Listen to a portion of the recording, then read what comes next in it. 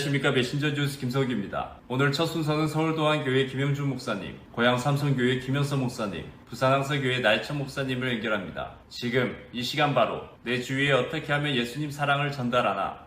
이렇게 오늘 이 시간에 집중하는 사람은 과거를 되씹거나 미래를 걱정할 시간이 없기 때문에 살아서 하나님의 나라를 살게 된다고 가르쳐 주십니다. 제이콥 엔지니어링을 만든 이 조 제이콥이라는 분, 이분에게서는 세계적 기업을 이루게 된 계기가 있었습니다. 그는 심장이 별로 좋지를 않았습니다. 심장 수술을 할 때 중환자실에 마취가 깨면서 너무 고통스러워서 나 좀 아프지 않게 해달라고, 진통제 좀 달라고 막 고함을 치고 진정하지 못할 때 간호사 한 사람이 와서 이렇게 얘기합니다. 그 눈을 바라보면서, 제이콥 씨, 당신은 수술 전에 살 것인지 죽을 것인지 몰랐습니다. 당신이 지금 아프다는 것은 바로 살아있다는 증거가 아니겠습니까? 그 얘기를 듣는 순간 그것이 자기 삶의 어떤 모토처럼 그렇게 박혀왔습니다. 그렇지, 내가 살아있기 때문에 이 고통을 느끼는 거지. 죽었다면 이 고통 없었을 거예요. 내가 살아있구나. 그것이 그로 하여금 어떤 절망 가운데서도 포기하지 않고 일어서게 된 계기가 되었다고 합니다. 옛날에 청교도들은 이런 기도를 드렸다고 합니다. 하나님, 우리에게 많은 축복을 주셔서 감사를 드립니다. 그러나 한 가지만 더 구하는 것을 용서하소서. 우리에게 축복을 축복으로 깨닫고 감사할 수 있는 마음을 주옵소서. 우리가 필요한 기도가 아닐까요? 광야를 지날 때는 이슬같이 내려주신 은혜를 감사해야 됩니다. 소낙비로 베푸신 은혜뿐 아니라 매일매일 내 삶에 공급해 주시는 보이지 않는 이슬비 같은 하나님의 은혜를 발견할 수 있어야 됩니다. 저도 건강을 잃어보니까 평소에 건강하게 있다는 것이 얼만큼 감사한 일인가. 벽에만 대면 잠을 들었는데 이게 베개를 베고 약을 먹어도 잠이 안 오는 거예요, 여러분. 잠잘 수 있다는 것도 참 하나님 은혜구나. 깰 수 있다는 것도 하나님 은혜구나. 내가 입맛을 느끼는 것도 하나님 은혜구나. 내 속에 있는 것, 부어주신 은혜를 우리가 함께 기억하면서 현재 오늘도 부어주시는 하나님 은혜를 깨달아야 됩니다. 성령께서 깨닫게 하시기를 원합니다. 그 은혜 가운데서 찬양하는 여러분 되시기를 주님의 이름으로 축복합니다. 여러분, 우리가 힘들 때 이 찬양 부르시면 어떨까요? 모든 것이 은혜, 은혜, 은혜,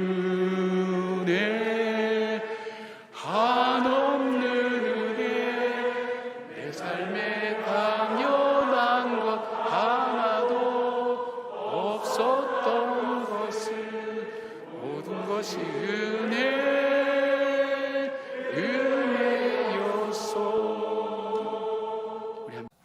톨스토이가 이 하나님을 깊이 만나고 그때 쓴 작품이 참 의미 있는 작품이에요. 세 가지 질문이라는 소설입니다. 한 왕이 있었는데 이 왕이 세 가지 질문을 가지고 있었던 거예요. 그래서 이 질문에 대한 명쾌한 해답을 가르쳐주는 사람에게 상을 내리겠다, 이렇게 공포를 합니다. 어느 날 지혜자가 찾아왔는데 세 가지 질문에 대한 만족스러운 해답을 얻게 됩니다. 이 세 가지 질문이 이런 것입니다. 자신에게 있어서 가장 중요한 시간이 언제인가?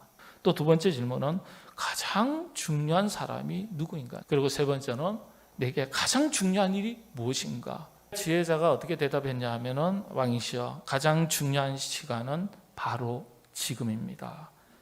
그리고 가장 중요한 사람은 지금 만나고 있는 사람입니다. 가장 중요한 일은 지금 같이 있는 사람들에게 선한 일을 행하는 것입니다. 지금 내가 만나고 있는 사람, 우리 교인들, 우리 가족들, 이웃들, 내가 늘 만나는 사람, 그 사람이 제일 중요하다, 소중한 사람이네. 그리고 가장 중요한 일은 그 사람들에게 선한 일을 행하는 그것. 대답의 핵심이 바로 지금이라는 거예요. Now and here, here and now라 그러죠. 그렇죠.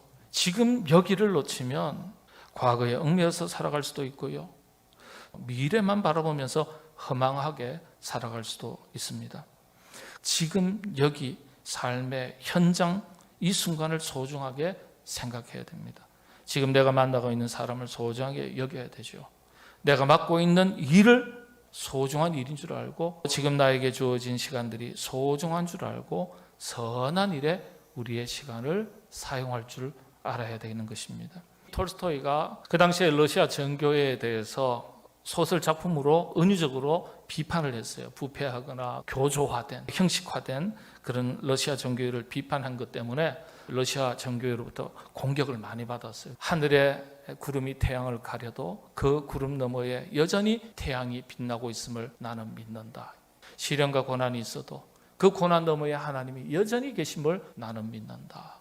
톨스토이가 회심하는 즈음에 썼던 그의 작품들을 보면 하나님은 한쪽 문을 닫으시면 다른 한쪽 문을 여신다.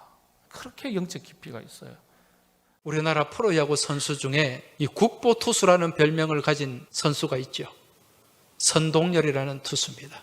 그런데 이 선동열 선수가 해태 타이거즈에 입단을 했어요. 얼마나 자신감이 충만했겠어요. 예, 용기 충천했겠죠. 그 대구에 이 삼성 라이온즈와 첫 시합을 하는데 이 첫 시합에서 이 선동열 선수가 무지막지하게 두들겨 맞았습니다. 그 7회 동안 점수를 5점이나 줬어요. 그런데 이 선동열 선수가 4회까지인가 5회까지 잘 던졌는데 이제 6회부터 맞기 시작하는 거예요. 그때 감독이 누군가? 코끼리 김응용 감독입니다. 근데 올라오질 않는 거예요. 그냥 팔짱 끼고 가만히 보고 있는 거예요. 이제 이 선동열 선수가 자기가 특급 투수의 반열에 오르고 난 뒤에 그때 그 시간 자기는 잊지를 못한다는 겁니다. 정말 아마추어에서 최고라는 찬사를 받으면서 그렇게 프로에 와서 굉장한 교만한 마음이 있었는데 딱 와서 그렇게 맞아보니까 정신이 번쩍 들더라는 거죠. 그러면서 마음 한켠에 야, 더 열심히 해야 되겠다. 그 겸손해지는 마음이 생기더라는 겁니다. 그 감독이 그걸 노렸던 거예요. 나중에 그 시간이, 그 순간이 이 선동열 선수에게는 정말 한국 국보 투수가 되는 그런 밑거름이 되었다는 그런 고백을 들은 적이 있습니다. 여러분, 우리 하나님이 바로 그런 분이에요. 때로는 내가 위기 가운데 놓여져서 고난을 당하고 큰 어려움을 당하고 넘어지고 쓰러질 때 우리 하나님은 정말 아무것도 안 하시고 그냥 팔짱 끼고 수수방관하는 듯한 그런 하나님의 모습으로 다가올 때가 있다는 거죠. 근데 그때 하나님의 그 침묵, 그것은 무능력이나 하나님의 수수방관이 아니라 더 큰 계획을, 더 큰 그림을 그리시고 더 크고 놀라운 일을 준비하시는 과정임을 믿으시기 바랍니다. 우리의 좁은 생각과 좁은 소견으로 하나님을 판단하지 마시기 바랍니다. 지금 당장 내가 어려움 가운데 놓여져 있을 때 그 순간을 통해서 내가 이기게 하시고 그 시간을 통해서 내가 연단되게 하시고 그 시간을 통해서 내가 더 성장하기를 바라는 분이 우리 하나님이심을 믿고 깨달으시기 바랍니다. 메신저 뉴스 두 번째는 서울 청파동 교회 김현준 목사님, 대전 제일교회 김철민 목사님, 남양주 별내동안교회 나강현 목사님입니다. 차별금지법의 문제점을 직시하고 있는 기독교인 정치인들이 국회에서 역할을 하고 있다는 반가운 소식입니다. 아브라함의 세 번째 부인인 그두라는 비주류입니다. 아브라함은 아내 사라가 127세의 나이로 죽은 후에 그두라와 결혼했습니다. 아브라함은 그두라에게서 6명의 아들을 낳았습니다. 아버지 아브라함은 6 아들에게 유산을 주어서 가나안 동쪽으로 가서 살게 합니다. 창세기 25장 12절에서 18절 말씀에서는 이스마엘의 후손들의 족보가 기록되어 있는데 이들 역시도 가나안 땅의 동쪽에 정착하게 됩니다. 그두라와 이스마엘의 후손들은 현재 이스라엘과 적대적 관계에 있는 레바논, 시리아, 이라크, 사우디아라비아, 쿠웨이트, 아랍에미레이트, 오만과 같은 이슬람 국가의 족속이 됩니다. 창세기에 기록되어 있는 비주류의 족보는 우리에게 아브라함의 자손이라는 혈통이 아니라 하나님을 믿는 믿음으로 구원받은 하나님의 백성이 될 수 있다는 것을 말해주고 있습니다. 성경이 아브라함, 이삭, 야곱으로 이어지는 구원의 역사를 기록해 놓고 있기 때문에 우리는 자칫 야곱의 12 아들의 후손들인 지금의 이스라엘이 하나님께 선택받은 백성이고 하나님의 구원받은 백성이라고 생각하기가 쉽습니다. 그러나 그렇지 않습니다. 하나님께서 주류라고 할 수 있는 아브라함과 이삭과 야곱과 야곱의 12 아들들과 이스라엘 민족을 택하신 이유는 아브라함의 자손 가운데 메시아이신 예수님이 태어나실 것이기 때문입니다. 그리고 아브라함이 다른 민족과 나라와 족속에게 하나님의 복을 전하는 축복의 통로가 되게 해주시겠다는 약속은 아브라함의 후손으로 태어나실 예수님을 통해 모든 인류에게 구원의 복을 주시겠다는 축복입니다. 예수님이 이 땅에 오신 이후부터는 아브라함의 혈통이 중요한 것이 아니라 믿음이 중요합니다. 아브라함과 이삭과 야곱으로 이어지는 흐름이 주류인 이유는 아브라함의 혈통이어서가 아니라 자녀들에게 하나님을 믿는 믿음을 물려줬기 때문입니다. 하나님 나라 백성은 믿음의 유산을 물려주는 사람들이 주류가 될 수 있습니다. 하나님의 아들 예수 그리스도가 주님이시라는 복음을 믿는 우리 청파동교회 성도들이 자녀들에게 믿음의 유산을 물려주어서 구원받은 하나님 나라 백성 가운데서도 비주류가 아니라 주류인 백성들로 사시기를 예수님의 이름으로 축원합니다. 제가 이번에 차별금지법 때문에 거대 야당의 그 법사위원장 되신 그 장로님 얘기를 들었어요. 그 의원총회가 모인 겁니다. 그래서 차별금지법을 당론화하자. 당론이 되면 그 당에서 몸을 계속 붙이려고 하면 당론을 따라야 돼요. 당론 따르지 않으면 배신자가 되는 거예요.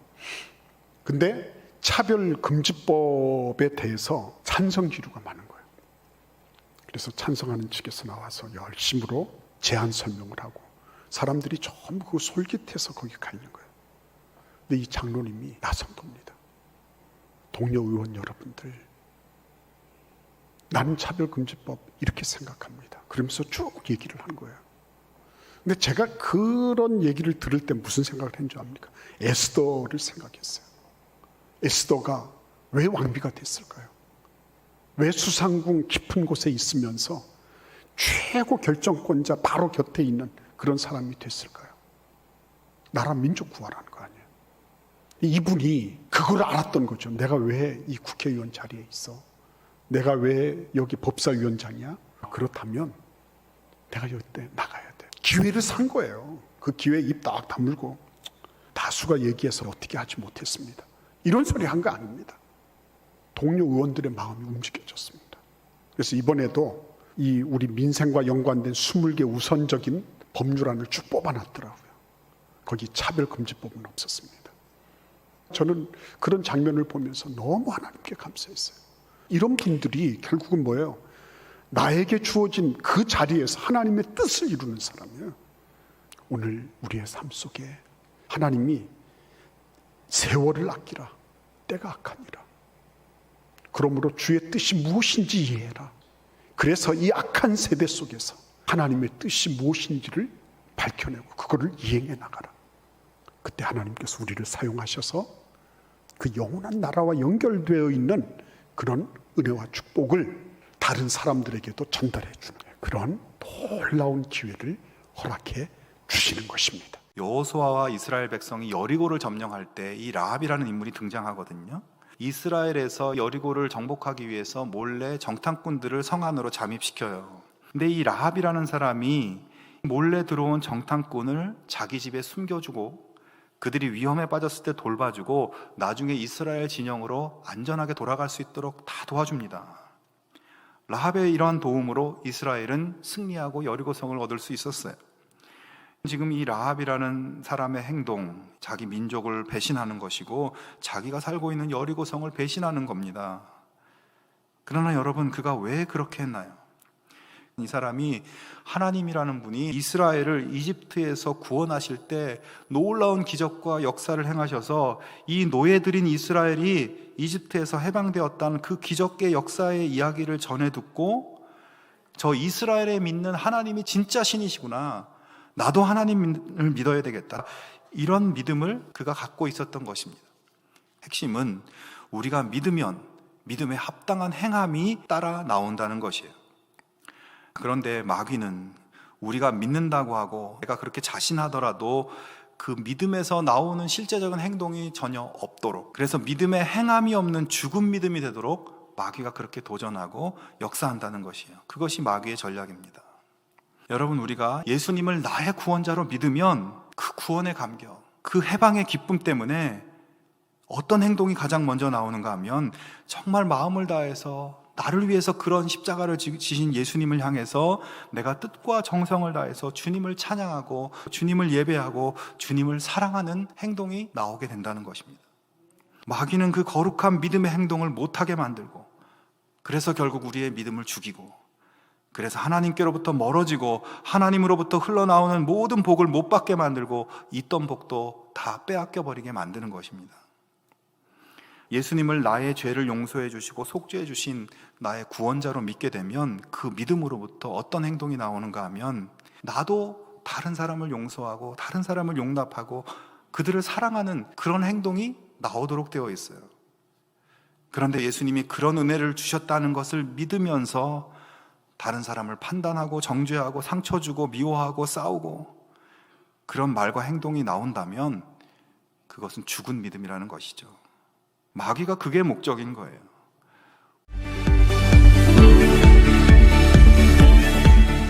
메신저 뉴스 마무리는 부산해안교회 조성일 목사님, 울산 호계교회 김변문 목사님, 경주 남부교회 김상전 목사님으로 이어집니다. 나 자신부터 제대로 된 기독교인인지 아직 부족한지 스스로 점검을 하는 법을 알려주십니다. 진짜 크리스찬은 돈 문제가 걸려있을 때 자기 계산보다 모두가 좋아지는 거룩한 생각을 떠올리고 그렇게 행동하는 사람입니다. 어느 동네 지하 슈퍼마켓에서 갑자기 정전이 되었습니다. 한여름이었는데 에어컨도 꺼지고 너무 덥게 됐습니다. 더 큰 문제는 계산 단말기도 작동하지 않는다는 거죠. 아이들은 막 울기 시작했어요. 근데 직원은 선택을 지금 해야 할 상황입니다. 크게 두 가지로 생각해 볼 수 있죠. 첫 번째, 쇼핑은 다음에 하시고 카트에 담은 물건은 그대로 거기에 두시고 저를 따라서 안전하게 밖으로 나오십시오. 두 번째는 카트에 담은 물건 다 집으로 가져가시고 지금은 계산할 수 없으니까 여러분 편한 시간에 오셔서 나중에 계산해 주십시오. 근데 실제 상황에서 그 슈퍼마켓의 직원은 1번도 2번도 선택하지 않았습니다. 이 직원이 선택한 것은 이것입니다. 고객 여러분, 정전으로 불편함을 드려서 참 죄송합니다.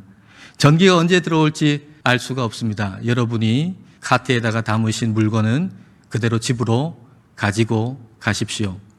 그리고 그 물건 값은 여러분이 원하는 자선단체에 기부해 주십시오. 여러분이 안전하게 갈 수 있도록 제가 안내할 테니까 저를 따라오십시오. 아무도 예상하지 못했죠. 이 일은 그 지역 미디어에 알려지기 시작한 거예요. 그래서 그날 정전으로 없어진 물건 값은 우리 돈으로 환산하면 대략 500만 원. 그러나 그 일로 인해서 그 기업의 좋은 이미지를 홍보한 광고 효과는 돈으로 환산하면 5억. 최고의 선택이 된 이유는 그런 어마어마한 광고 효과를 얻었다라는 데 있는 것이 아니고 모두가 다 살기 위한 선택을 했다는 데 있는 거예요. 그 물건값을 기부하라고 하는 도움이 필요한 사람들을 행복하게 해주려고 하는 선택, 그 선택이었기 때문에 그것이 탁월한 것이었다라고 하는 거죠. 아브라함의 선택도 이와 같아요. 롯을 구했죠. 그리고 재물도 다 되찾아왔죠. 좋은 결과가 있었기 때문에 아브라함의 선택이 최고의 선택이 된 게 아니라 그 선택의 목적이 내 이익이 아니라 하나님께 있었다라고 하는 거예요. 내가 하나님을 사랑하고 하나님과 연결되기 위해서 그리고 하나님이 포기하지 않은 그 롯을 구하기 위해서 그 목적을 가지고서 선택했기 때문에 아브라함의 선택은 탁월하고 좋은 선택이었다라고 하는 겁니다. 너희는 가서 모든 민족을 제자로 삼아 아버지 아들과 성령의 이름으로 세례를 주고 내가 너희에게 분부한 모든 것을 가르쳐 지키게 하라. 볼지어다 내가 세상 끝날까지 너희와 항상 함께 있으리라. 마태복음 28장 19절에서 20절 말씀. 그러므로 내가 세계 열방까지도 손을 펼치리라. 이것이 예수님에게 성취되었고 초대교회에 이어진 그 말씀과 잇대어지는 것입니다.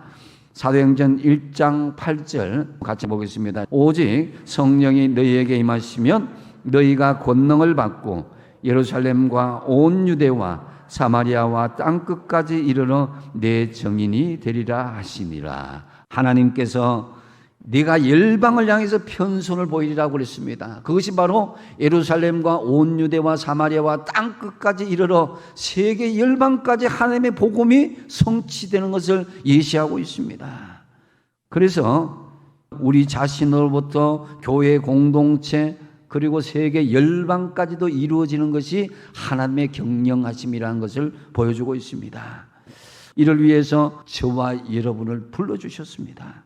지금 우리를 사용하시고자 하는 것입니다. 우리가 이제 역할을 감당할 수 있어야 되는 것이죠. 우리는 세계 열방을 향한 편손의 서임이 되어서 하나님께서 계획하신 세계 열방의 경영이 반드시 이루어지는 증거가 되고 열매가 되어지는 저와 여러분 되시기 바랍니다. 하나님의 정하신 경영은 반드시 이루어집니다. 열왕기상 13장 32절 말씀에 그가 하나님 여호와의 말씀을 하면서 외쳐 말한 것이 반드시 이룰 것이다 라고 말합니다. 다니엘서 11장 36절 하반절에도 말씀하십니다. 이는 그 작정된 일이 하나님이 경영하신 계획하신 일이죠. 작정된 일을 반드시 이룰 것임이라고 말씀하고 있습니다. 우리 모두 하나님의 정한 경영, 세계 열방을 향한 경영을 이루어 가시도록 하나님이 정한 경영에 동참하고 수임받는 일꾼들이 다 되시기 바랍니다. 우리는 기도와 계획에 대해서 정확하게 정리를 하셔야 됩니다. 자, 종종 보면은 이런 사람들이 있습니다. 기도하면 되었지 계획이 뭐가 필요하냐라고 이야기하는 사람들이 있습니다. 자, 이런 입장을 신비주의적 접근 그렇게 이야기합니다. 그러나 참된 믿음이라고 하는 것은 신비주의적 믿음이 아닙니다. 크로스오버 그룹인 폴의 스텔라를 아실 겁니다. 굉장한 인기를 끌었습니다. 그런데 이 사람들이 하는 이야기가 1년 365일 가운데 300일은 밤을 지새우며 연습했다고 이야기합니다. 자, 이렇게 뼈를 깎는 고통이 있는 겁니다. 우리가 좋은 음식을 먹게 되면 예를 들어 추어탕을 잘 아는 집에 가서 맛나게 먹고 오면은 여러분 가만히 있습니까? 친구들 보고 야, 그 집 추어탕 맛있다.